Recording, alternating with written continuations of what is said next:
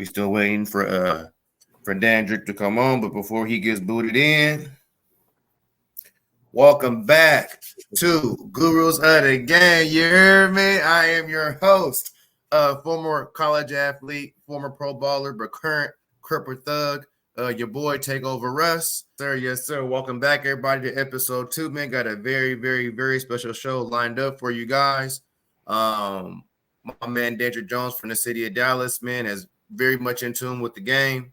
Has a very great story for us to hear tonight. But before we get to that, what's going on with you? Man, not much, man. Not much, man. Just taking it day by day. Ready to get the interview going. Oh no, for sure, man. Slow motion on a Saturday. You know what I'm saying? And you had mentioned these. First things first, man. If you didn't pick these up today, I feel bad for you. Okay, check out the sneaks, check out the sole. And these are so fresh. You can do like you can do one them on. You know what I'm saying? Had the Fat Joe there. You know what I mean? Yeah. If you ain't get these, Christmas came early for me. You know what I mean? So that's how I let y'all know. I'm gonna put these hoes right up here too for y'all, man. I slept on them, man. I slept on them, man. Did you slept on them? Yeah, I got the 5s instead, though, bro. Okay. Well, yeah, we had to wake them up, man. But without further ado, we'll go ahead and jump right into it. We want y'all to give it up for the man, the myth, the legend, my boy Dandrick Jones, man. Give it up for my boy Jones, man. Hey. Yes, sir. What's up, fellas? What's good with you? Not much, man. How about y'all? Good. That's what's up. That's what's up. Man, we appreciate you, man, taking time out on your Saturday night to come chop some game with us, man, on Gurus of the Game. Okay. Heard a lot about you, man, in these city streets, man, and in these gyms. And it was very, very important, man, that we get you early in the game on the show, man, to let us know what this ball playing, man, in Big Texas is all about. Okay. For sure, man. I'm glad to be on the show, fellas. Man, no, we appreciate you, man. Did you check out that Colorado game?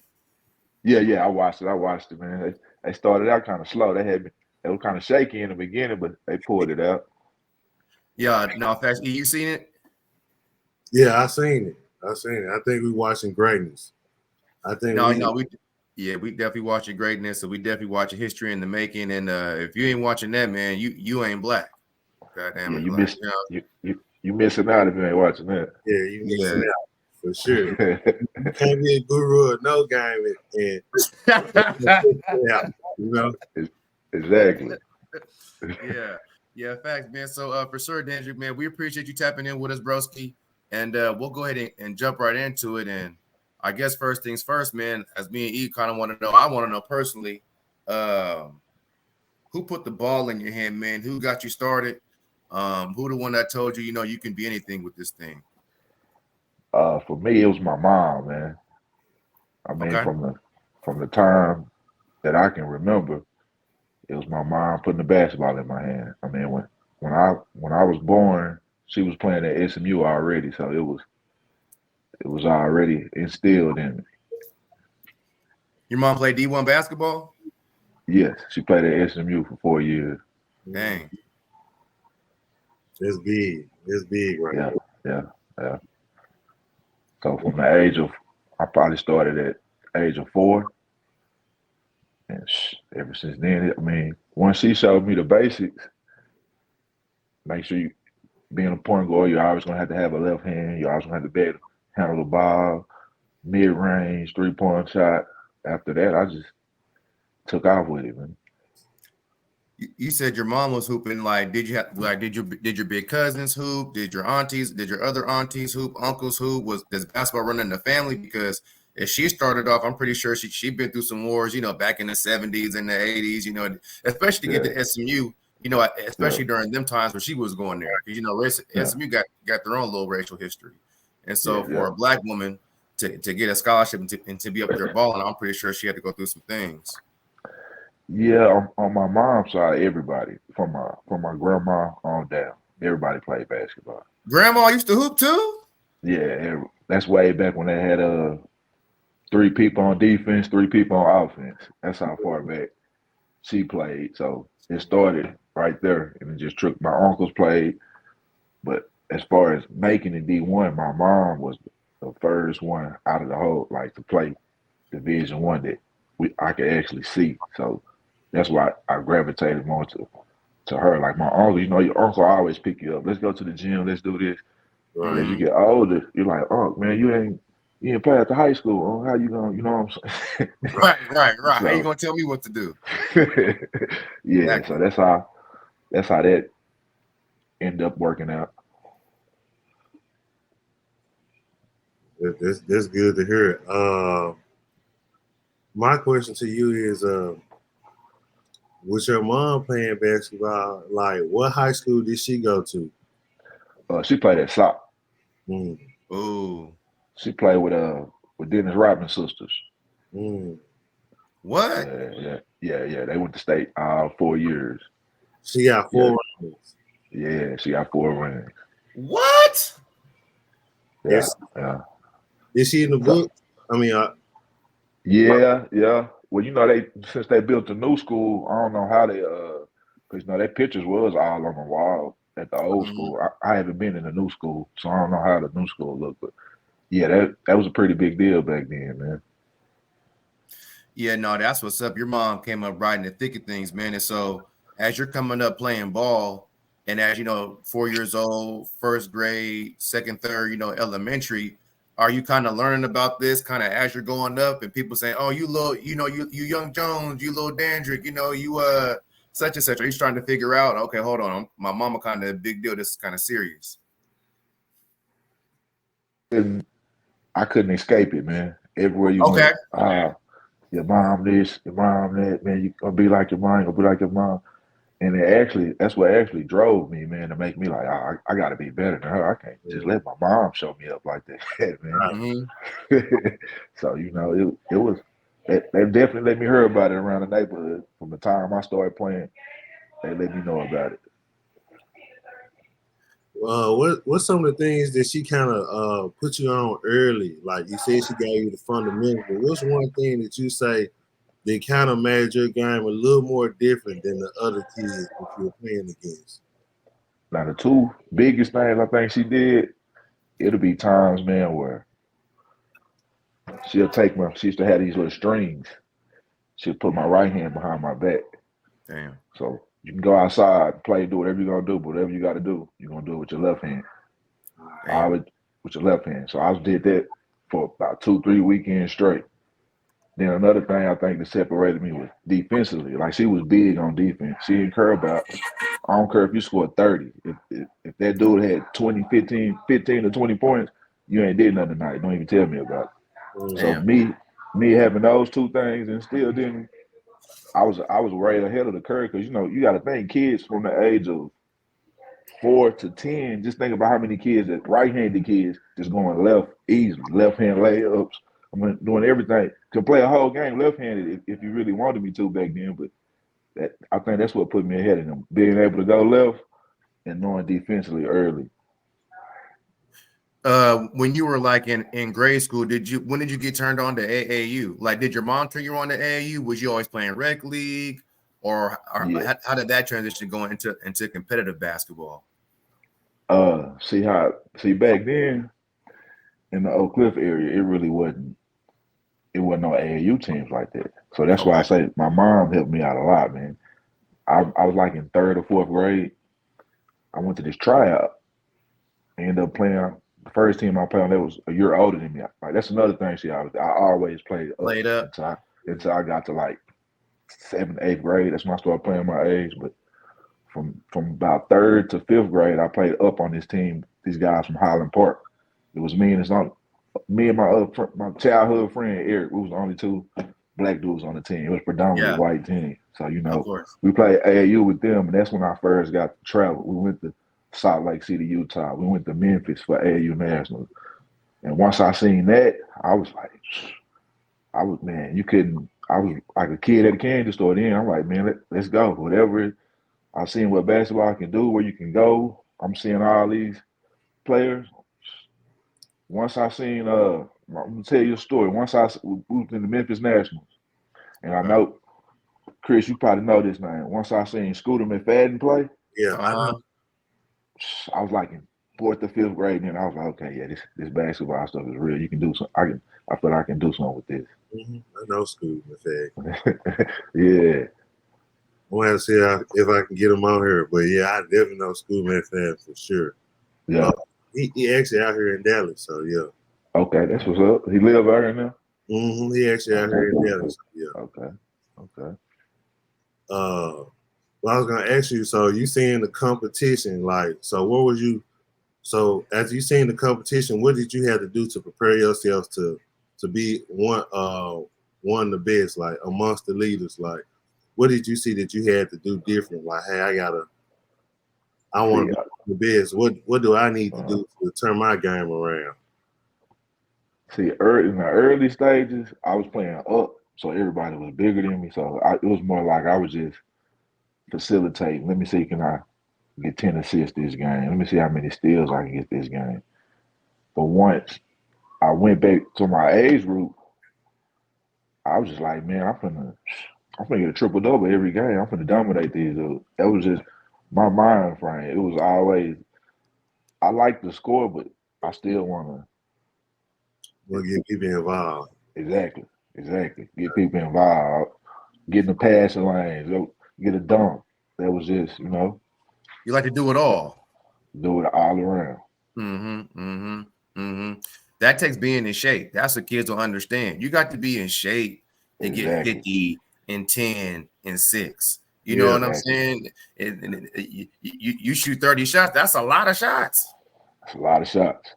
You know what I'm saying? Then you got to play D. Then you got to rebound. Then you got to get up and down the court, man. It don't just happen like that. You know, it comes in so many ways, man. Yeah, exactly. I am yeah, and so like I'm really interested though, bro, because you came up in the Cliff. We all got our start in the Cliff. When I first moved down here, man, I lived right there, Holly Hills Road, right there in the Brown. Yeah. Ain't know where the hell I was at, you feel me? You know what I'm saying?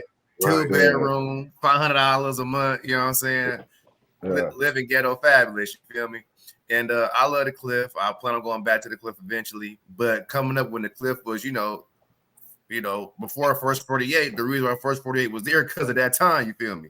And so what was it like having those distractions, but at the same time having your mom right there trying to keep you on the straight and narrow?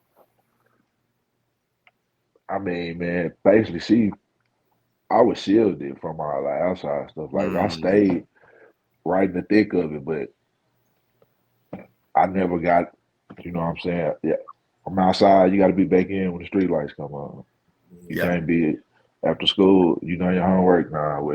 You can't, ain't no going outside. And plus, she's been a high school coach since I was about in first grade. So once I leave my school, I got to go to her school because she got practice. So it really wasn't nothing. That's what really kept me distracted all the way up to. I mean, where the later stages, you know how it is when you get older and you try to experiment and stuff. But coming up, I was distracted from all that, man. I seen it all. I mean, but I never indulged in none of that stuff though. And see, Jones, what a lot of kids don't understand is you gotta have structure. The structure is what's gonna take you. That's the key. Level. That's the key. Structure. When you get to college, it's structured. Everything is structured out to like what you gonna do, how you gonna do it, what time you gonna do it. So that's very important. I'm glad you said that. Hey, had guidelines. I had to go by some rules and guidelines so I could be on a certain path, on a certain level to be different than everyone else, because that's what it takes. Exactly. You gotta have it. Very much. I mean, like they say, an idle mind is a devil's playground. Exactly. And when kids is outside just not doing nothing in school, school get out at 3.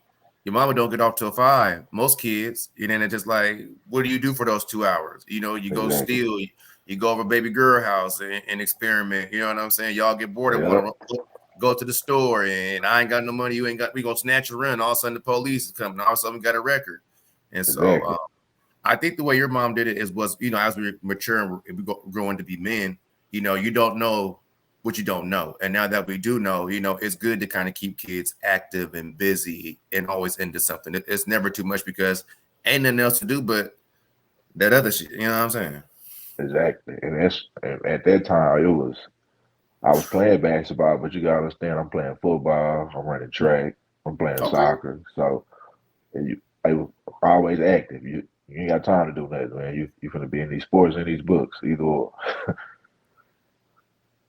So, talk about middle school. When you said you grade school, talk about middle school basketball. Maybe your 8th grade year. Tell me like what? Right before you went to high school. Yeah. How did that go for you? So what's crazy? Okay, my 7th grade year, I went to Hussey Middle School. Mm-hmm. Okay, so 8th grade come, I was at Hussey. I played football at Hussey, but like I said, when you get older, you get to trying stuff. I'm hanging out with my cousins every day. They getting in trouble, so I end up changing schools. Now, mind you, at the time in 8th grade, I'm about like top 10 in the whole nation. I played 3 games my 8th grade year, man. We won the city, but I only played 3 games for school basketball in 8th grade. Wow. That was it.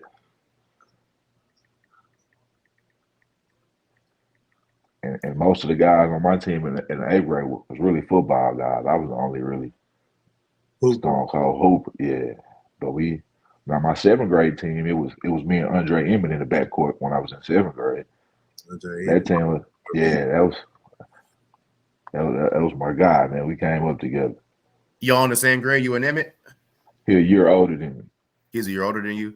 Yeah. So then, go ahead, Sirius. Go ahead. No, go ahead. I'm listening.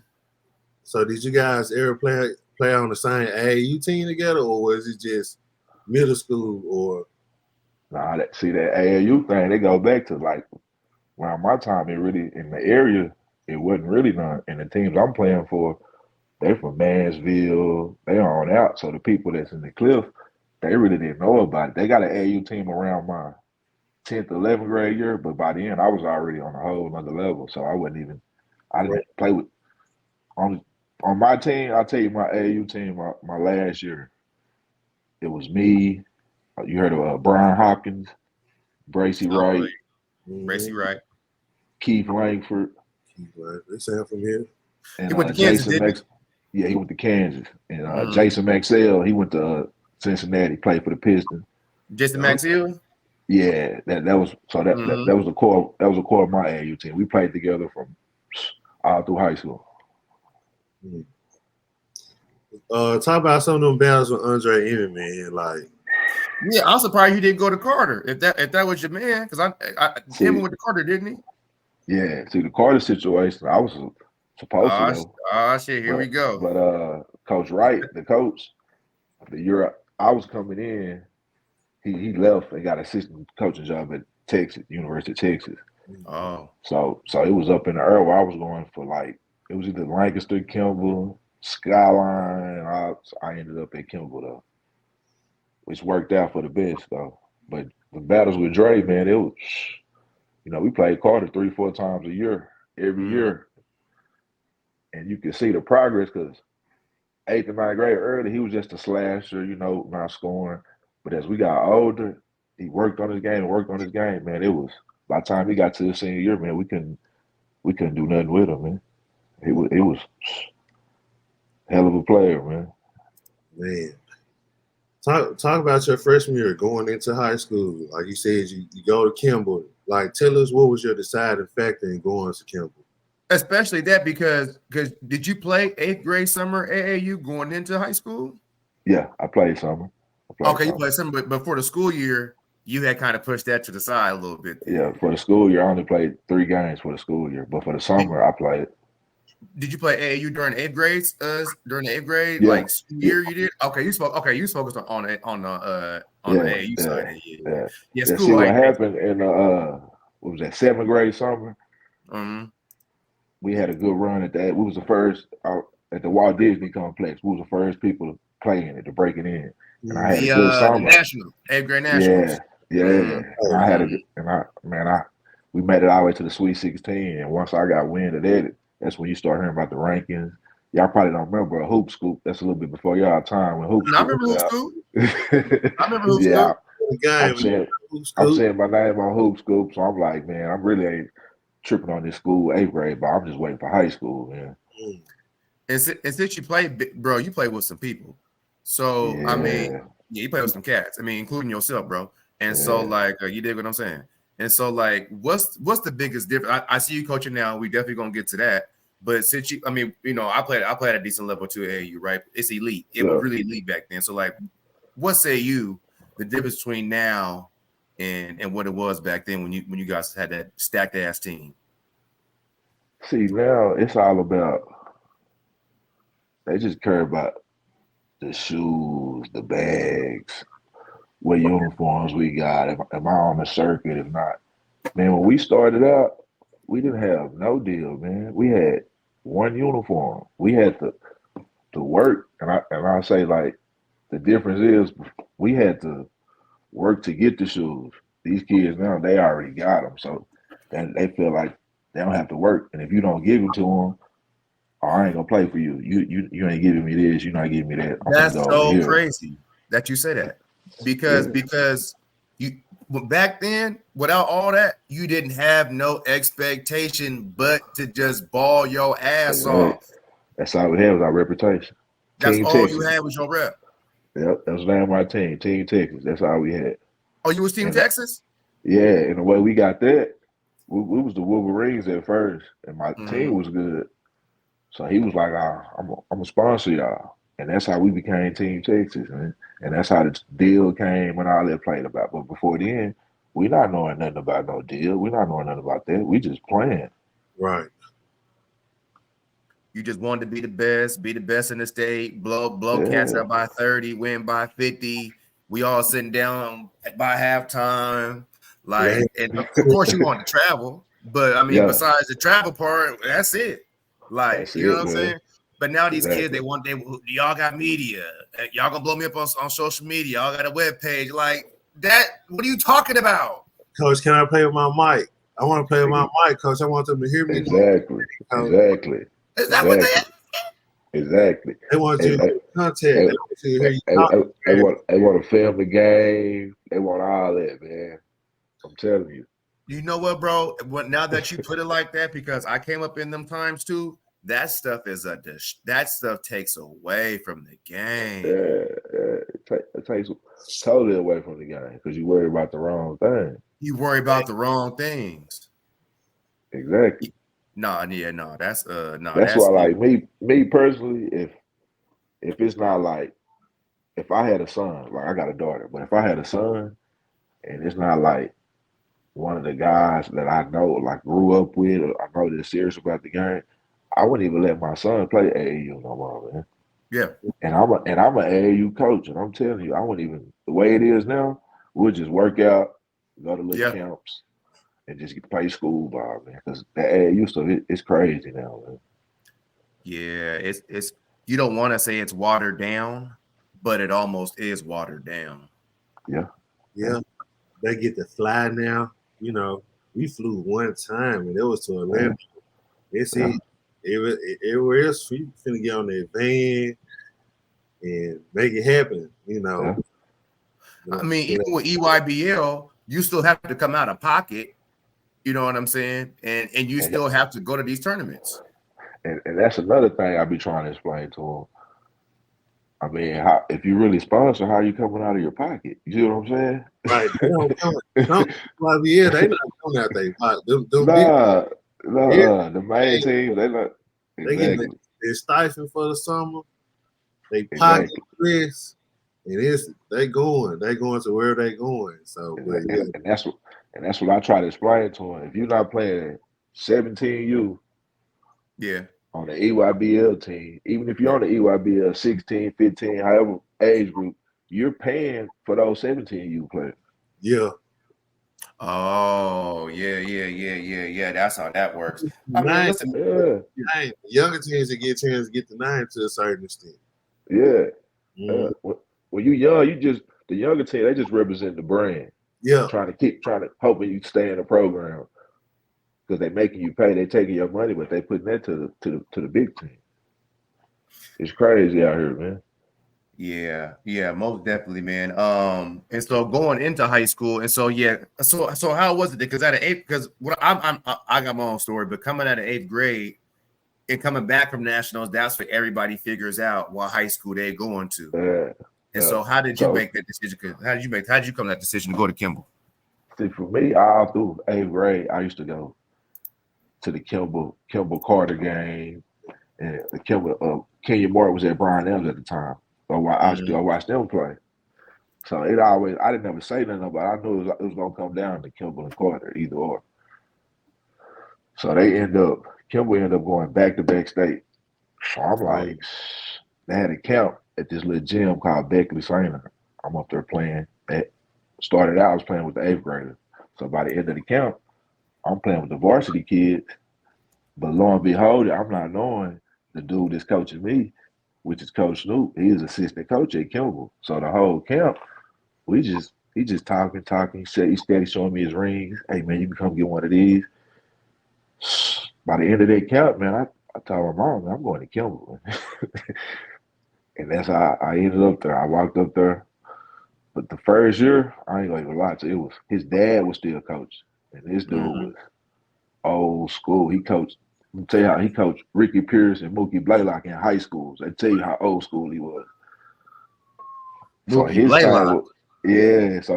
was, if you're gonna play, first of all, he didn't want me to play varsity at first. So I played like five freshman games. I averaged like 40. He was like, nah, he can't play freshman no more. Let's move him up. So when he moved me up, it was so hard playing for him at first because he'll put you in, but a point guard to him, we're going to run the show. If you get an open three, take it, but you're not going to initiate nothing. So that first year, it was, we lost in the game before the state championship, but it was just hard playing for him. Once he retired, after my freshman year and my sophomore year, like on that picture right there, that's when it took off. Then it was this was sophomore year. Yeah, that was sophomore year right there. That's when it was, man. We had a hell of a team too. It was me, Quentin Ross. He played in the league. Sound familiar? We had Q Ross for Q sure. Ross. We had a guy Lonnie Gusters, Big Chris. He played overseas for a long time. But we had a nice squad, man. But we lost to Duncanville in the state championship, man. Those experiences, man, never leave you. And like back then, that stuff was like such a natural high. Man. You know, going to state, being on the court, going about 1,000 miles per hour, not being tired. You know what I'm saying? And just being in shape through that long season, and then just being on that stage in front of those big people, in front of all those people. That's something that you never really forget. Yeah, that was my sophomore year, man. I think every game we played was standing room only. Before we get too deep, now you said your mama went to SOC. Now you said you called her and said, "Mom, I'm going to Kimball." Now did she have a problem with it? Like, did she like, man, I don't know, like. Nah, because at the time, soccer was, man, they wasn't that good at basketball. But I feel like if I would have win, I could have changed it, but I just wasn't. I'm like, nah, man, I'm gonna go over here. They rolling over here. I'm gonna go over here. See, can I keep this going? And I want to be different because you remember, that's all I hear. Right. Your mom. So I'm like, nah, man, I'm gonna go over here and try to do something different. Okay, guess. But that's all I want. That's all I want to know because sometimes, like your family went here and then you going here, Yeah. Now the neighborhood, the South Oak Cliff neighborhood, they didn't. It was like, man, you supposed to be over here, man. Your whole family here. But right. That's what I'm saying. I know you got some type of backlash. Yeah, I got that, man. Especially like my freshman and sophomore year at Kimball, we regional championship. We lost in the state championship the next year. But my last 2 years, I mean, I played with AC, but he was young. But everybody that I turned down or like SOC, they beat us one time that year. You best believe it. They let me hear about it. That's when they had that old gym. Yeah. All right, there you go. There you go. There it is. Yeah, I got you. Okay. Yeah, for sure. So what was the scene like in like like the 90s and the early 2000s, like back when you was playing? Like is it more, is it jumping now? Was it more star power back? It sounded like it was more star power back then. Yeah, it was more star power back then, man. It was because it was more spread out. Like now, Oh, you got guys like, okay, let's take for instance, take me and Andre Emmett. We could have okay. teamed up if we Right, wanted to, but we right. was like, nah, you gonna do your thing. I'm finna go over here and do my thing. And that's what I think the difference is now. Like they Yeah, want to team up now. Back then, it was like, nah, that's your yeah, neighborhood, it's my neighborhood. Let's yeah, go. Let's go in. yeah. And it was more. I feel it was more competitive. It's like now it ain't too. When I go to high school games, it's hard for me to. It ain't. They buddies. They Yeah, friends. they too cool out there. They too cool out there. Yeah. It's They too too cool cool. out there. Yeah, they It's too too cool cool. out there. Yeah, yeah. Like we had guys that I played AAU with, but when we play school ball, man, Yeah, I'm we not know. shaking your hand. I'm not doing none of that, man. None of that. That was it. Hey, It's, I want to ask you a question. You said your first year in high school, your high school coach was hard. Tell, yeah, tell us how you handled it, because a lot of kids nowadays they get a hard coach. They tell their mama on them, I'm ready to leave. I want to go here. I want to go here play with my friend. Like talk about that. see, at first, How you deal with it? I was, man. You know, the first thing I want, man, I'm getting out of here. I want to transfer. I want to. But I had a teacher, man, at Kimball. We used to talk all the time. And he always used to tell me, he was like, man, if something easy in life, it ain't gonna be worth it. Word, If if it's hard, word, it'll be worth it in the end. And word. as the season went on, I figured out like, yeah, he gonna yell, talk crazy to me, but as long as I'm producing out here, he gonna keep me out here. So once I Mm-hmm. figured that out, it was easy, and that helped me in college as well though, because I already, you know how once you get to college, that's a culture shock for Mhm. most kids dealing with them Shake coaches. up. It's a shake up. Yeah, so I was already kind of lightweight prepared for it. Yeah, my high school coach used to say, "Don't listen to how I say it. Listen to the message." Yeah, Exactly, exactly, that's a good one, C. Russ. Like Mm-hmm. exactly. that's a good one right there, my boy. But that's Yeah, that's a fact. And then he always used to say, like, "Shit, listen. Whenever I stop talking to you, that's what you need to be. That's what you need to be worried when I stop That's yelling at what. That's the you." big thing. Yeah, when a coach stop yelling at you, getting on you, you know you're on your way to that bench, son. Wait to the bed. You're on your way to the bench. sure. Because you might do that, right? Like, oh, look, buddy, Mr. Shell, like, all right, next play. Like, we ain't gonna worry about Yeah, you, man. yeah, yeah, Like, exactly. yeah, no, man. No, that's real talk, man. And that stuff helped turn you to a man. Yeah, You know it what I did. mean? It Having did. that hard coaching, having somebody constantly on your ass, or constantly, critiquing you, making constructive criticism, making you better, calling you out in front of people, making you stand on who you are Yeah, and what you're doing, and face with that adversity, every other day or every other practice, it's either you're gonna ball till you fall or you're gonna barbecue or mildew. You know what I'm saying? exactly, Mhm. exactly. And this what's wrong with a lot of kids nowadays. Like their parents are softening them up. They treating them like Man, five stars. They, man, you know, my parents didn't bring me Gatorade to the games. I think I drank just water like everyone else. Just it's the little things that they're getting that they're spoiling them. Like, oh, you gonna wear exactly, different shoes than everyone else. Nah, wear what everyone else wearing. Like, we're Right, exactly. be the team, be a good team player. Like, it's right. a That's another. lot in the game right now. It's not a Yeah, lot team. yeah, Don't get me wrong. They are coming to see your individual skills, but it's yeah. still a team sport within those individual skills, though. So Exactly. talk about something like you say 10th grade, you moving, you understand the game. Talk about something like how you start getting recruited. Like, Well, I got my. I got my first letter, ninth grade, University of New Mexico. So ninth grade? Yeah, so by 10th grade, man, I remember we was playing Duncanville and spread. And once I seen Billy Donovan at the game, I'm thinking, he probably there watching Q, these seniors, Lonnie, he watching some of them. Once he talked to coach at the game, the coach said, he was there for you. That's man. So that recruiting stuff, that was by my sophomore year, it was crazy already. It was, man, I couldn't even. It was to the point. My mom, freshman year, getting the Division I letter, and then your mom being right there, like, yeah, man, that'll keep you locked in, bro. Yeah, so it was right there. They speak about the program, about the school that you went to itself, though. Like the culture, the hoop culture that you guys had. Yeah, the hoop dog, man. What is that all about, man? I got a little bit of wind of that, man. Go ahead and dive into that a little bit.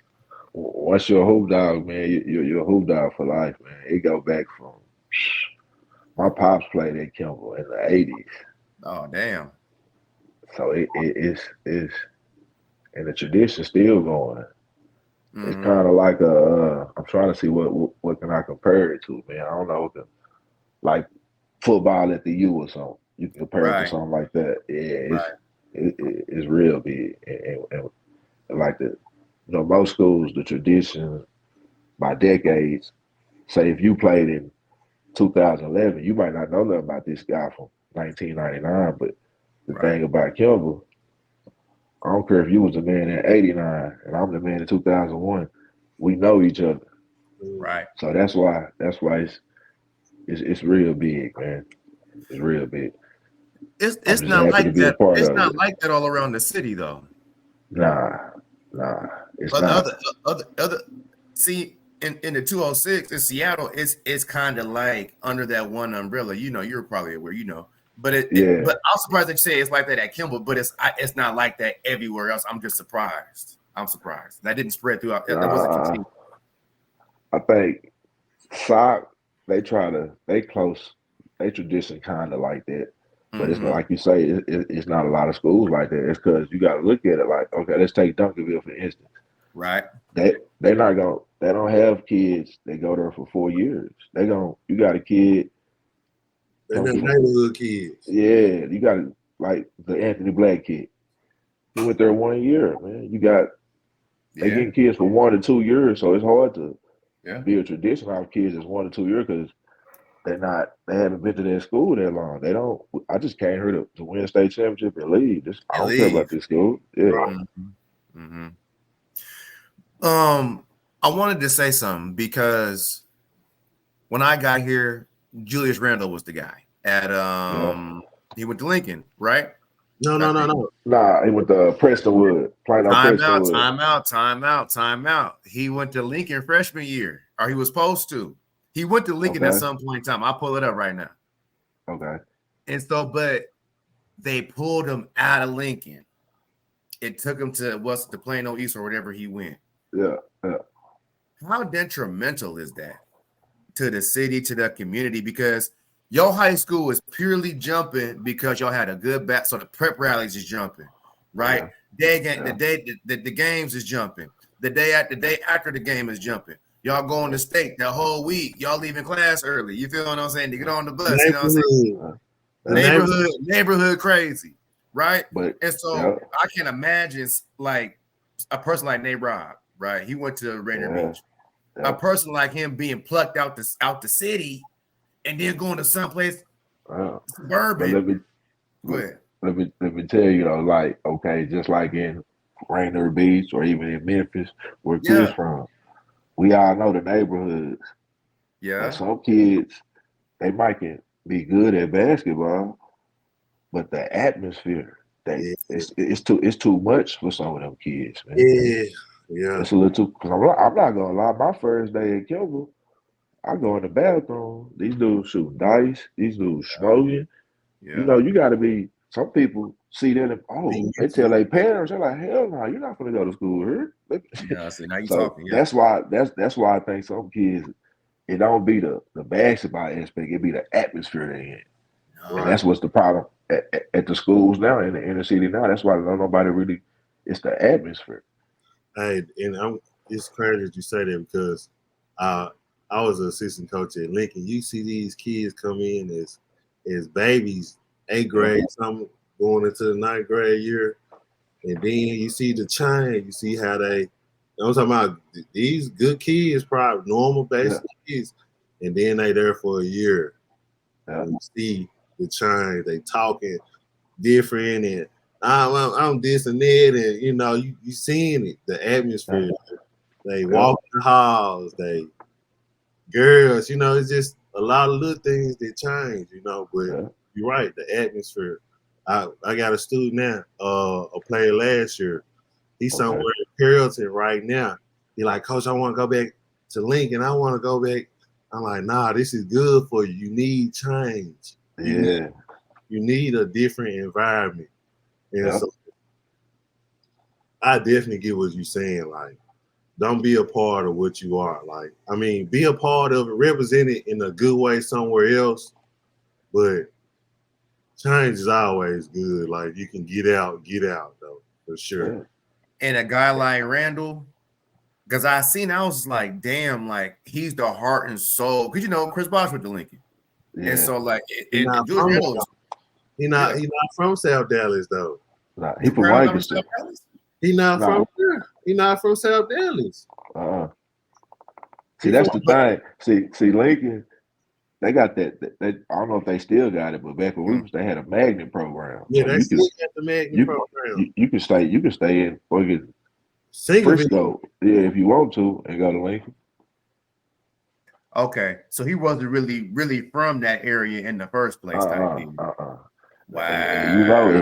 because I think he actually is from Plano. So just imagine you've been growing up in Plano, and your freshman year you walk into South Dallas. You go to Lincoln High School.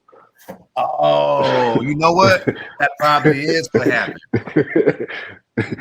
That probably is what happened. I had a coach, somebody like that brought him down there. He might be from Lancaster, though. If I'm not mistaken. I know Chris Bosh from Lancaster. Yeah. That's what I'm saying. Chris Bosh from Lancaster. Yeah. Okay, Bosh from Lancaster. Yeah, but I just remember the whole Randall situation. How he was at Lincoln, like the hood, like savior. Then he got plucked out. I was just like, damn, like that's cold because LeBron Nash though. LeBron Nash. And see, that's another. There you go. South Dallas product. You know what I'm saying? And see, think about it, like you said. Think about if they would have plucked him out, put him somewhere else. Yeah, we don't know what he could have. He was already good. So just being able to have more and people giving you more of an opportunity and putting you in them different rooms and different lights is amazing. What the game of basketball can really do for you if you take the right path. Yeah, you're right about that. That's fact. So the first letter was definitely from New Mexico, and so that got you inspired to keep going. Yeah, that inspired me, man. But I wanted to go to Syracuse so bad, man. Ooh, Jim Boeheim. I want to go to Syracuse so bad. Play that zone. And I like how it seemed like Syracuse, that ain't no offense, man. Just pass and cut. If you get going, I want to go there bad. So the whole time, I'm getting letters from everywhere. But I'm just waiting on that one letter, man. I'm waiting on that one letter. Yeah. Syracuse was fire too, because they had, I think Akeem Ward had went there. Of course, Melo went there. And my whole thing was, you get to play in front of 30,000 people in that stadium. You can't beat that, man. You can't beat. And it seemed like back then, every Monday, every Saturday, they're on ESPN. It was like the Big East. Every Big Monday, Super Tuesday, the Big East is on there. Yeah, for sure. For sure. So talk about how you end up making your college decision. Like, talk about the steps.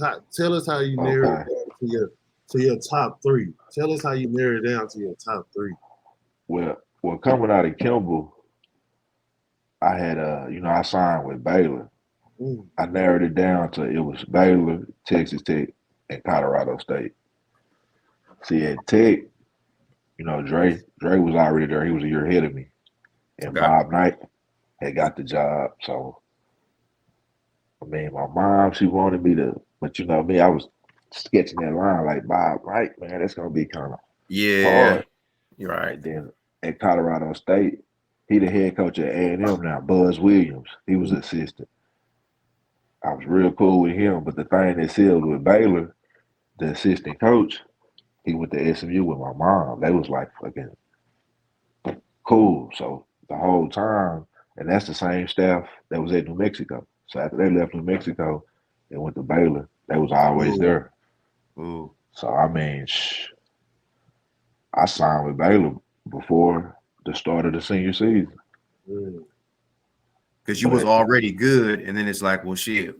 How yeah, how important is that, man? Because back in the day, we called it politics, but I yeah. mean, as See, my politics and thing everything, was everybody like the kids now they put up my likes or I got an offer this. So my thing, I ain't gonna lie, man. I got tired of answering the phone. I that tired of talking to this person. I'm like, man, I'm not in the back of my head. Like, man, I'm not. I know I'm not going to your school. I don't want to be rude, so I'm gonna listen to you. So right? I got tired of that process. So when I narrowed it down to those three, I'm thinking people gonna fall back, but they still kept coming. So that's why I'm like, man, I'm just gonna get this over with. And I signed. If I could do it over, I would have waited to the end of the season, but I signed, man, and that's how it happened. But what happened after I signed, me being young and naive, I was going to school, but I wasn't going to school. So Right. all I'm thinking is I passed my ACT already, so I signed. I'm good. Finish this senior year out. I'm down to Waco. Man, it come all the way around. I think about it got to like June. It was right after graduation.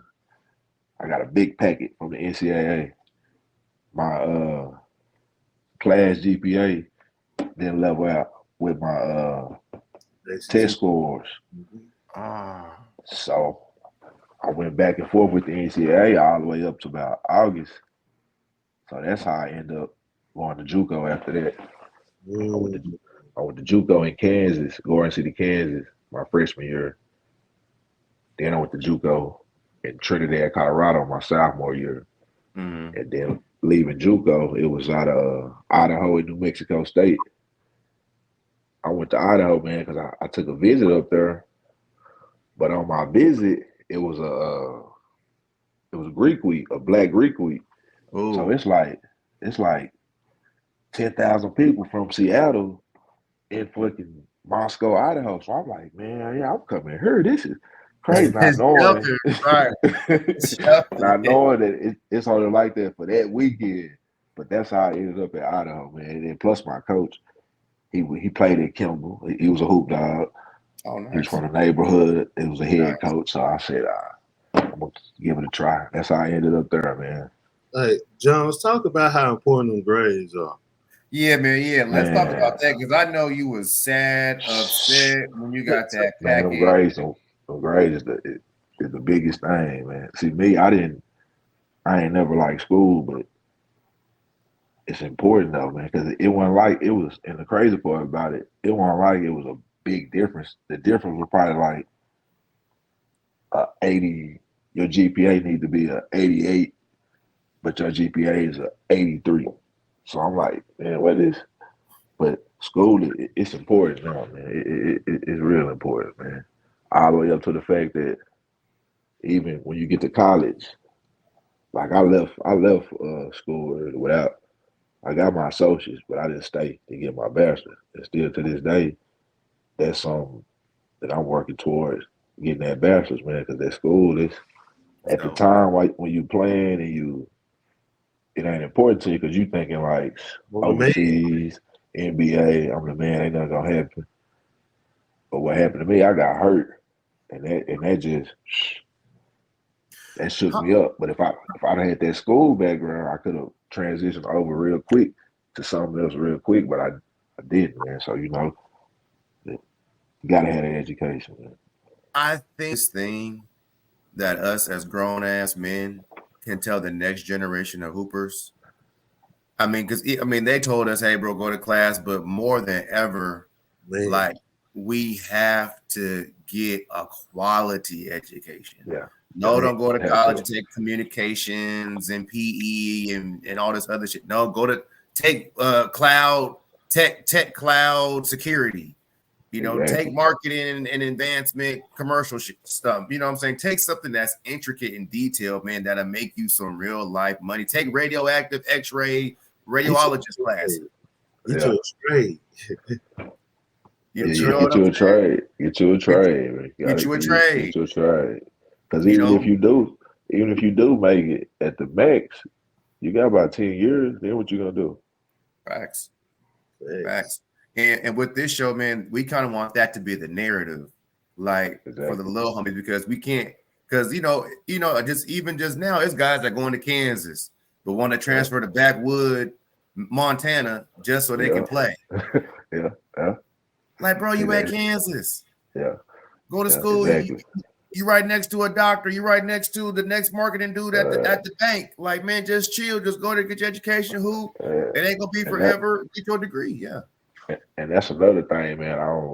The NCAA messed things up with their transfer portal, and people be like, "Well, coaches get to do it." I said, "That's different. That's a job for them.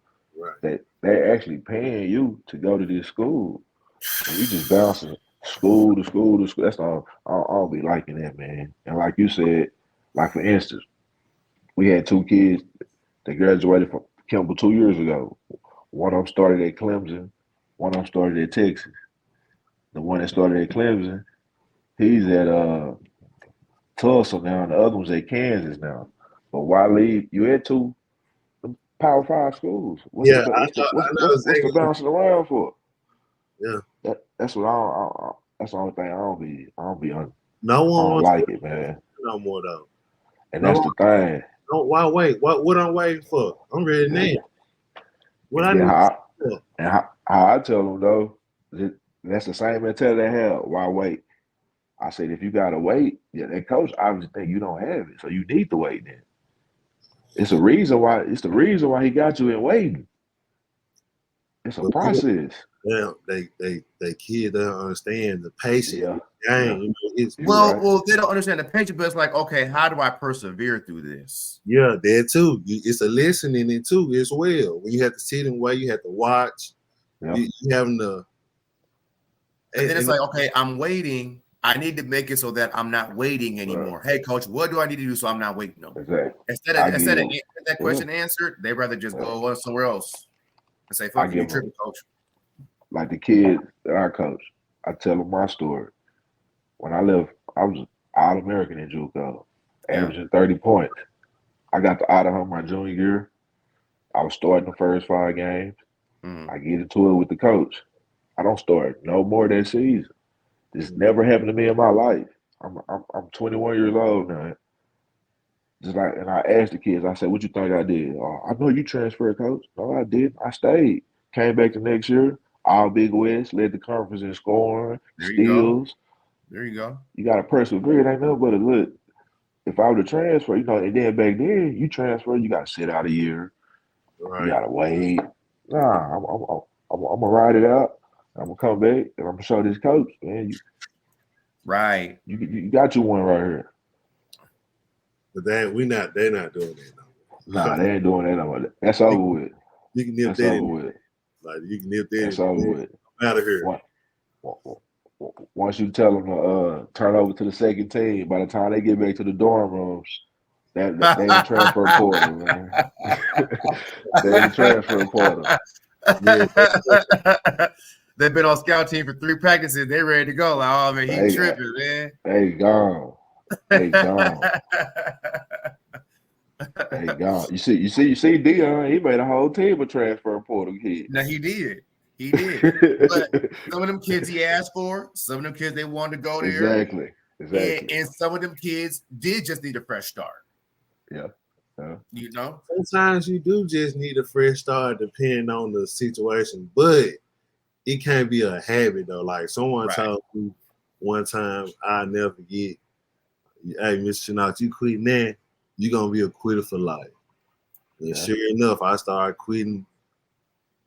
Just started quitting. Just made it habit, just not finishing or what I started. So yeah, I feel you. I don't know about just starting and quitting like that though, but that's what's going on right now in the game in the basketball game. And really everybody not come from that cloth. And we talked to Star about this. AAU and high level basketball really ain't for everybody.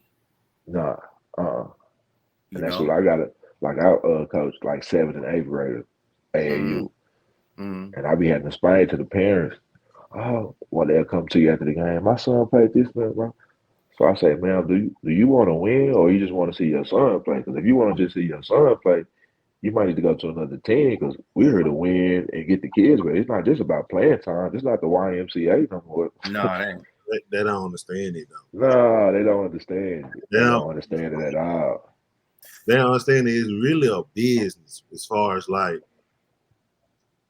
I want to win. Like, and this is a winning thing. Like, it's not like you said, the YMCA, the church league, where everybody gotta get a chance to play. Nah, if your kids on the team, maybe we see something in them, and maybe he can develop into some. We can work with them a little bit. Maybe get some playing time later on down the line. But parents don't want to hear that now. And that's another difference from back when I played AAU to now. It seemed like the parents then, they knew like, I'm not going to take my son over there to play with them. He ain't going to play. We're going to go play over here at this church league so he can play. But see, now it's just, the lady across the street, her son playing over, let's take him over there so my son can do it. And they don't realize it don't work like that. Or I got money to pay for it. You know what I'm saying? And that's the thing. That's the big thing. The money. They feel like they got some money to pay for it. They put money into it. You got to do this. You got to do that for the kid. But you ain't know if this kid even really want to play ball. Right. That and then the parent didn't play. And like you were saying with your team, man, boy, the parent played, and then their kid is actually really good. So they just kind of going with the flow. Now it's just all these parents that ain't never ever been involved or never ever played. And Mr. Short Fat Daddy that got the pockets, he want his son to play. And all of a sudden he walk into the real life A, you like, oh, this what's going on. Man, you so right about that, man. Because you got parents that, they ain't never played no sport, but they on the kid tough. They putting all this into it. And I just ask like, hey man, where you play at? Oh, I didn't play. I don't say much to him. I just be like, oh, okay, sir. I just keep it going. Like, man, but you put this pressure on this kid to do something that you ain't never did. Right. It's crazy, man. Yeah, it's the expectations is out the yin yang. I think it will correct itself eventually, with conversations like this and with the new rules, especially with kids being able to go out of high school and with the different leagues, man. I think it'll start to correct itself eventually, man. Are you glad that was it easier back then, or do you think it's easier now to kind of get to where you need to go as far as Division I and playing professional basketball? I think it was easier back then, man.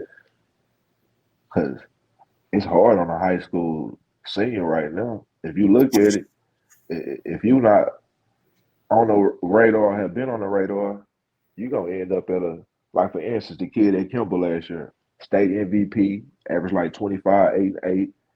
He ended up at McNeese State. You know what I'm saying? In a regular year, you the state MVP, 5A state. You finna go to Texas. You finna go to KU, something like that. So I think Oklahoma State, something like that. Yeah. So that between that transfer portal, man, it's messing it up. And then now they're not recruiting right now. Nah, they ain't doing no recruiting. They just waiting for people to go into the portal. And so that make it hard on them high school seniors. So I think it's harder now, bro. And then for the kids that them top level kids, them top 10, them top 20 kids, them kids ain't going to college no more like that, man. Nah. They got too many options. You got the overtime elite, you got the G League elite.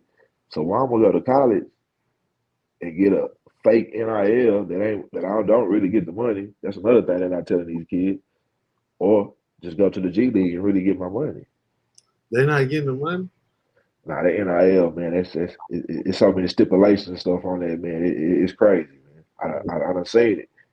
And it's like, yeah, you saying this is value. He got a Porsche deal, he got this. This kid ain't even got a car though. So how's he getting it? You see what I'm saying? Right. Yeah. It don't add up. That's People are confused with the NIL, man. Like I'm still confused with it. I'm still trying to figure it out. I'm thinking like how you guys thinking. Like and then they put stipulations on it. So if you say if you playing at SMU and it's a Nike school, okay, but Adidas want to use your name, image, and likeness. Well, SMU's not gonna do it because you at a Nike school. So that's my whole thing is how can you tell me, how can you put stipulations on the NIL if they want to use my name, image, and likeness? I thought that was the whole point of them putting it in, but it's different little stipulations on it, and I don't see how they really getting the money though. Now, don't get me wrong though, it's some of like what's the chick at LSU that won it? She getting some money. Caleb Williams at USC, the Heisman, he's getting money. He don't win these commercials. It's some getting some money, but you have to be that type of person to get a bag. Exactly. You got to be on that top radar. Now, all the ones that saying they getting it, now they not getting it. It's only like a handful of them getting that money like that. Yeah. I mean, Shedeur Sanders, of course, Tom Brady threw him a bag, but that boy laying that thing over the top of the defense. Man. He elite. He 1-on-1. So he elite. I can't wait for him. Not this week, but the next week when they play USC. Oh yeah, that game gonna be crazy. Yeah, I'm tuned in for that for sure. He win that game. He got the Heisman. He got it. It's at his front step. He win that game. Yeah, no, that's a fact. How was things at Idaho? Did you finish out all 4 years? Well, I went there 2 years. The last 2 years. Did you finish out the last 2? I went there 2 years, man, and at my senior year when we lost in the conference tournament, the next month I left. I went to Italy. You went pro? Yeah, it wasn't even no discussion. I mean, my senior year during the season, I'm talking to ages, everybody. I'm like, man, so this season I'm getting out of here, man. Mm-hmm. That's really how it worked. When you go high level like that, the agents will send you DVDs. They'll send you pamphlets. Ain't no tryout, bitch. My man finna get me somewhere ASAP. Mm-hmm. So when I went to Italy, it was already like March, April. So I caught the end of their season. And so it rolled on to, how they got the NBA Summer League. They had a Europe Summer League back then. So I stayed in Italy for like 4 or 5 months. And that's how I got my next deal to Sweden for the next season. Oh, wow. Yeah. So it ain't even, like I said earlier, I should have stayed and got that bachelor's, but, at the time, how I'm thinking, like, I can leave, get money right now, I get back to it. Right. Yeah.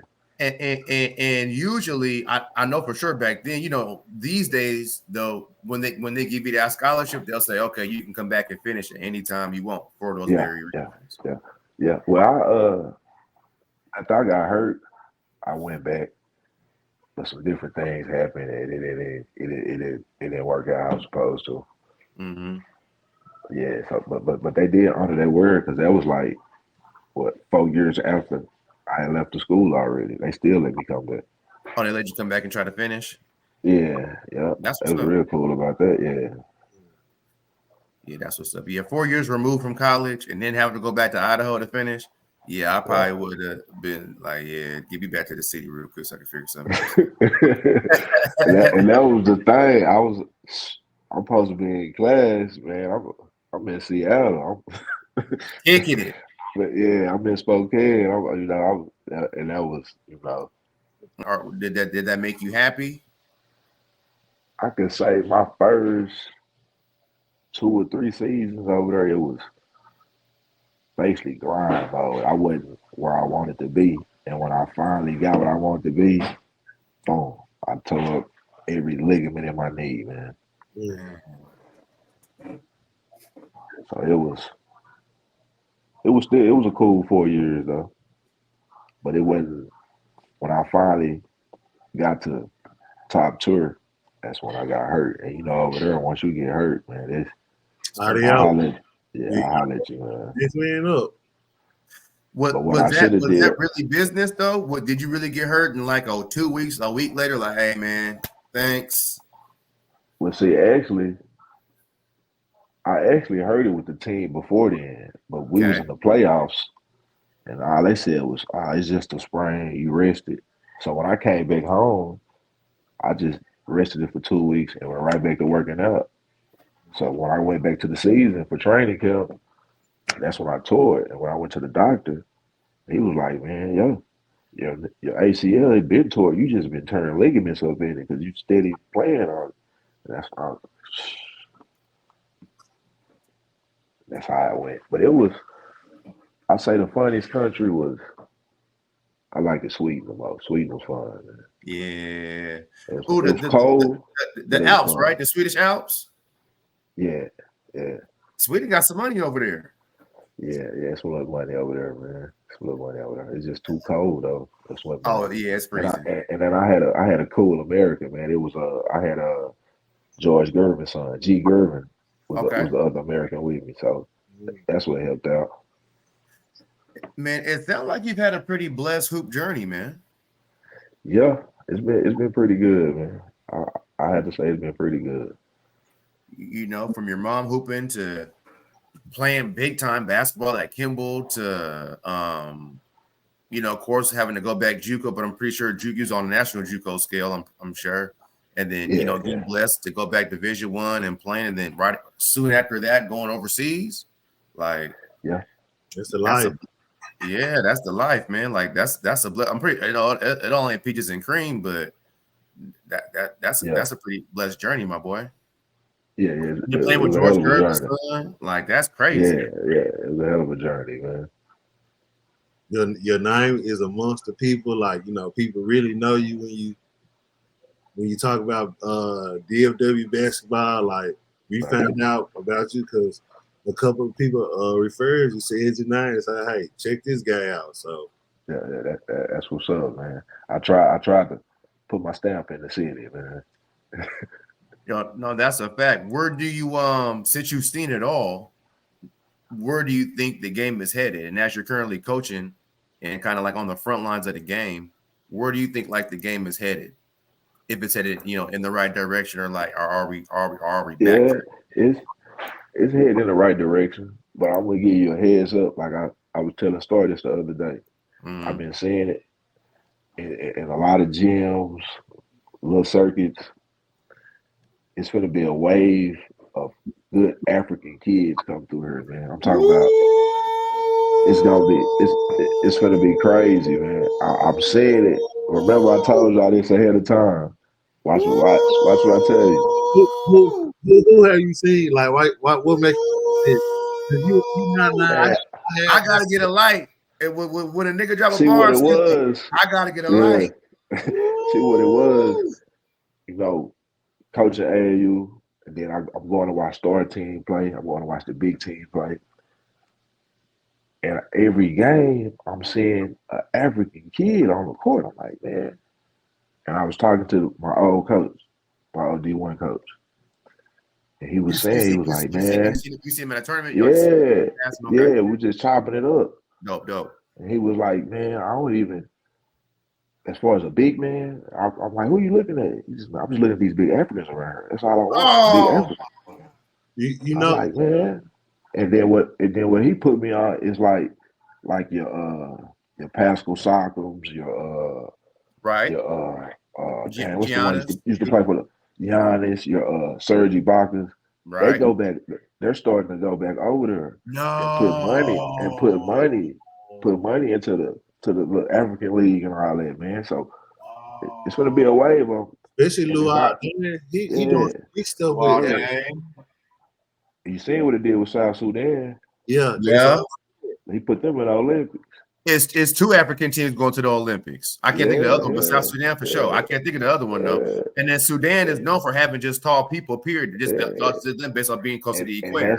And that's the thing that's scary, bro, because they're already on an average 6'7", 6'8". No now facts. You put the skill with it. Why should I tell you? They're finna take over, man. You're totally correct, and you know why? Because they raw and they raw. And they appreciate it a lot. Yeah. You can just tell. Hey, tell you stuff like this. Thank you. They listen. Yeah. They listen. Yeah, you can listen. Some smile advice. They're gonna be so grateful about it, especially if it's something that's gonna help them along the way. Because you know. And that being said, though, the game is way more global now, man. Yeah, way more. It ain't. You know, when we was coming up, if we seen an overseas dude, man, he's soft, man. He ain't. Yeah. You can't say that narrative no more. They just like, man, an overseas dude will bust your ass right now, man. Right, we seeing it right now. We seeing it right now. And that's what I told him before that started. I said, you can't just. That's disrespectful, bro. Just to put anybody over there. These guys pros too. You know what I'm saying? And the difference is they've been playing together though. Like take Germany, Dennis Schroeder and Theis and all those guys. They've been playing together for 5-6 years, man. They was kids. Yeah. They grew up in the system. Yeah, they grew up in the system, right? And they basketball clubs are structured so good. And that's another reason why they're ahead of us, bro. You know how we go to high school, we play high school basketball. No, ain't none of that. Once they get 14, 15 over there, they put them on the club team. You playing pro. You just start on the second level and you work your way up. They don't go to high school overseas. When you look at it now, to me, they overtrain too much. I said the same thing. If you go watch even the EYBL game, everybody is playing the same. Nobody is except nobody. Oh, he's a slasher. Everybody's. They go to the hole, Euro step, or we shooting a 3. That's it. Or we dunking. Nobody. That's because when you training, I'm going off this pick and roll, or I'm coming back. I mean, you're not for the bed to do all that in the game. You're going to get downhill or get off the ball. Right. That's the only thing that I be trying to preach to the kids. Now, it's okay to train but every day. Basketball is reading reaction. You can't just. It is. If I'm premeditated, I'm gonna do this Euro already. And I ain't giving it the go. That ain't You got to see what the defense gonna do. Right. Yeah, you got already have 3 moves. Right. Yeah. 3 moves that you know gonna work for sure. Right. I mean, and it's not even premeditated, but it's just 3 moves. Hey, your go-to move. Yeah. 3. Now you in my. Now have you on your toes. Now you don't know what's going on. But like you said, if all them coming down doing Euro every day and your whole highlight is Euroing and 3s. That's it. Euro and 3s. That's all they want to do, man. Euro and 3s and dunk. Euro and 3s and dunk. That's it. That's 3s and dunk. That's all they want to do. You said a word. You said your coach was in there specifically looking for an African big man. Yeah. He said they listen. You ain't got to worry. You ain't got to worry about them. They ain't gonna be prima donnas. I got thinking. That made me start looking at everywhere I went. I'm like, well, he got a point there, man. They gonna rebound. They gonna box out. They gonna go to class. Yeah, man. That's the first thing they gonna do for you. They gonna help your team GPA. Right. They gonna help your team GPA for sure. Man, they gonna help. They're not gonna try to transfer. They're not gonna try to backtalk you. Their daddy, mama ain't finna be there every day. Their cousin, booster ain't finna be there talking about what you doing. You didn't believe. I'm gonna give you an example. Like I want to say it was 2-3 years ago. The African kid that was top 10, he ended up going to Howard. Okay. The maker. He could have went somewhere else. Yeah. He stayed down with that. He could have. They loyal. It cost them some money, but they loyal though. No, for sure. Absolutely. And so it's a lot that it's bro. When you said that, you said a lot because you look at the draft. Yeah. I the last 5 drafts, I think the top 1 or 2 picks have been an overseas player. Yeah. That's just like the kid that went 1. It was a Wembenyama. kid on his if the kid on his team went lottery. He's an African, but he moved wherever they at. He wasn't even on the radar at the beginning of the season. He ended up going lottery. 6'8". Wembenyama's teammate did. Yeah. Damn. 18-year-old kid. Damn. I didn't even know that. I gotta check that out. Just hooping. Just don't hooping. even know he was gonna walk into this situation. Nah. They came there looking at the big kid and started watching him. Wembenyama. That and then the last 5 MVPs, we all know. Jokic just won, Embiid 2 years in a row. Embiid won. I forgot Giannis won, and then I forgot who won before that. I think the last 4 or 5 was cast from overseas. Yeah, just look at the guy. Mm-hmm. What's the move we were just talking about that everybody did? Man, where it come from? Man, I'm telling you, the game is just evolving to overseas, man. It's gonna turn.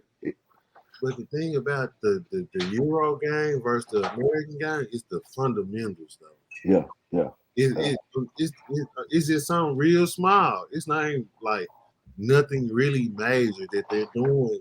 They just take time on doing the fundamentals versus 20 and pull up 3. You know what I mean? They really working on repetition, how to see at the rim, and really for an hour before they get going. So it's just. It's just like when you see guys get ready to go on a fast break and they foul them. Where you think that came from? Overseas. To stop the transition. Yeah. That's an overseas thing that came over here. Mm-hmm. And so, I mean, a few more questions for you, but we're talking great basketball right now, and so, is as we're talking about education and going to class and being in the books, and is sports really our ticket out the hood anymore?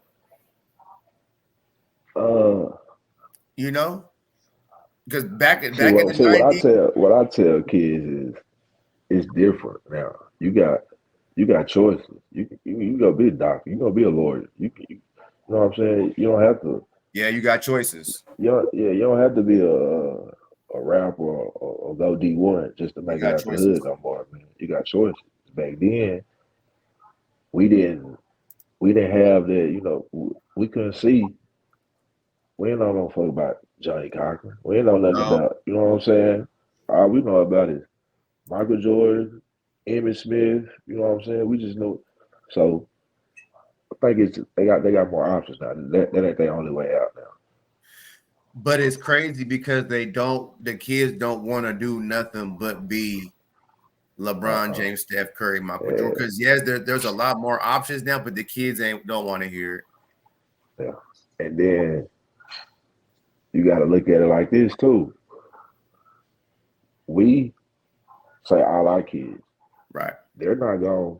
We gonna shield them from seeing what we see in the first off. So they're gonna be totally in a different atmosphere than us. So the whole thing is with them, they push that. I want to be LeBron. I want to be that, but they not doing that on a daily basis. You see what I'm saying? Right. True. Like they need to. So in reality, half of them pushing their dream, but they ain't gonna get to it. So it's gonna work out anyway. So that's when we go back to the school, the education. It's okay to go be a doctor, a lawyer. It's okay to go do that. You ain't gotta. Everybody can't go. Everybody can't go. Cashes. Everybody can't go. Everybody can't go. I say that every time I practice. I say that that's my favorite slogan. Everybody can't go. I say that all the time. Everybody can't go, and that's for everything. And even I had a kid on my team. Good. I'm talking about can do everything. Yeah. But his best friend is a straight thug. Like hood gangster. Yeah. I said, look Yeah. here. I know y'all been friends for a long time. You going to high school next year. Everybody can't go where you going, man. You're gonna have to mess with him for it. You know what I'm saying? Yeah. So you got people I went to school with, they had never seen a white person before. But I got a whole group of white people at the game to come see me play. They're like, man, that's the police. Nah, man, they here to see me play. But like that's the different. You gotta. It's what they see, man. Yeah. That's the key. That's the key, man. With these kids, is what they see, man. I think kids are rebellious, and so it's just like if we say like, hey, you know, you may not make it, then they're going to try to be the ones that make it, right? Yeah. You tell me I can't do something, so I'm gonna try to show you I can, which is all good and well, but understand where LeBron live, he don't live next to athletes. Those are regular people in these neighborhoods. Exactly. People, I think kids need to understand that. Listen, when I watched Shaq's podcast, and Shaq had told me he was in Orlando and he got traded to the Lakers, and he had to sell his house. He said, "Man, Dennis bought my house for like 10-some million." He said, "Damn." Shaq said, "Damn, I'm in the wrong business," and that made me realize, like, "Damn, you right." Even though Chris Brown, entertainer, right, lives here. Buddy over here, he a banker, he a big real estate tycoon, oil tycoon, you know what I'm saying? A TV channel owner, That's like my boy AC, before he moved to Oklahoma, he stayed in the same neighborhood with them old AAU coaches I was telling you about. Okay, same two, he stayed in the same neighborhood with them. See? You know what I'm saying? And it's just like, as soon as you realize you ain't got to just do this one thing to get to where you want to go, and like you said, you have actual choices now, I think we'd be better off, man. You know what I'm saying? And then making that shit cool. Like, it's not a bad thing. It's cool to go get a bag like that. And it's easier. It's less stress. It's easy. Now the thing, this this YouTube stuff. A lot of them kids are on their YouTube stuff now too. Yeah. And that's why I spoke about that mic. You on film, coach. And I mean, you know, a lot of people, you know, adjusting to it, you know, then, you know, people adjusting to it so they can get the players that they want. Like, right. If y'all want to be on YouTube, then hey, if that's what it takes to get good players, then let's do it then, you know. Yeah. So, right. Like you said, everybody, like I said earlier, they not hooping to hoop. They hooping for a social status. They ain't for them. It ain't for the name on the best. Crazy, and that's what I was saying earlier. Like you were saying, like we was hooping because we wanted to play against the best. And now y'all hoop because y'all want some shoes and a jersey and all. No, we just want to go where the niggas is hooping at. Where they hooping at? That's where I want to be on the team. Now we doing this for all the extras. Yeah, bro, it's weird. No, you're right. And it make it hard for you, like the people who really love coaching and want to coach. Right. It's hard. I had to take a step back from coaching because I actually love the game so much, but I'm realizing these kids don't have the same passion. Right. It's like them kids on that picture right there. I had them for 2 years, man. It's only like 2 or 3 of them stayed down. The rest of them, we out of town. I end up getting on one of them, getting on his ass. They jumped ship. The other 3 stayed. But it's like, and you gotta understand, when you play for me, it ain't no fees. We traveling. I'm feeding you. I'm gonna give you get conditioning. You on the track. You in the gym. You ain't getting that nowhere else. It's for free, and it's good free. Training. It's good training. Now, the long story short, the ones that left and went the other way, they're playing freshman basketball this year. The 3 kids that stayed with me and kept working, they freshmen on JV. There it is. Was your team that you created, that were you holding that trophy? Is that kind of like your gift back to the game to, like, you know, make sure that you're, you know, influencing the next generation and trying to create that change around you? Yeah, because it's been for the last 4 or 5 years, people been asking me to coach, but I'm like, man, I don't know these kids. So I started about 2 years ago, man, and it's been fun. I like it, man. And I don't.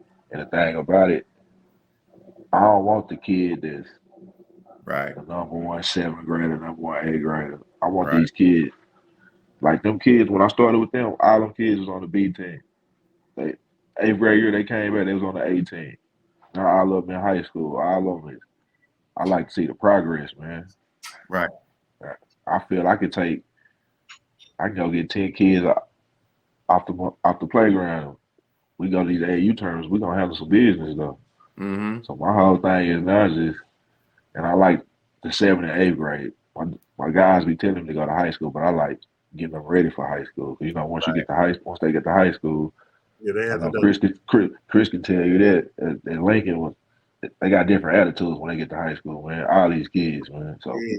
at the 8th grade, I watch them and see what they doing and still, you know what I'm saying, go to their games and support them. But as far as coaching them, Right. at the 8th grade, I just let them go. Eventually, I'm gonna get to that high school level, but right now, I'm taking it slow. Hey, you right, dog. You realize, like, man, I had a kid, man, talk crazy. I said, you know what? I'm just gonna let him go ahead and make it. You know what I mean? Like, I get Yeah, it. You know what I'm saying? He not understanding it. And I tell the kids now, no, what I'm doing now, you might not understand. It ain't gonna register right now. But yeah, you gonna come back later on and man, Coach Chanel really loved me. Coach really was pouring love into me, and I ain't know how to accept it. So one of them things, though, like I said, I still love coaching, but right now I just riff and I just train. You know what I'm saying? But I stay in the game, but just take a step back from coaching, though. You know what I'm saying? Just because I just had to see what it really is. Like, okay, no, it's not. Not the 90s, it's not the 2000 where coach cussed me out and you know what I'm saying?